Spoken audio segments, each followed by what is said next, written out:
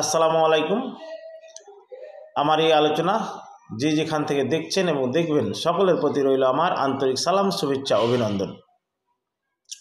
আমার আজকের আলোচনার বিষয় হচ্ছে প্রাইমারি শিক্ষকদের আন্দোলন নিয়ে। তারা 10ম গ্রেডের জন্য আন্দোলন করছেন। আমি মনে করি তাদেরকে 10ম গ্রেড দেওয়া খুবই যুক্তিযুক্ত, কারণ প্রাইমারি স্কুলের শিক্ষকরা বাচ্চাদের মূল বেসটা বা বেসিক বেসটা তারাই তৈরি করে দেয়।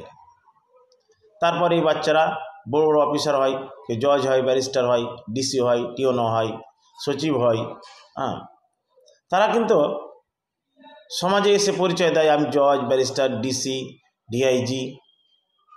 বাট যারা তাদেরকে তৈরি করলো, সেই শিক্ষাগুরু গুরুজনরা সমাজে তার ছাত্রর মতো পরিচয় দিতে পারে না।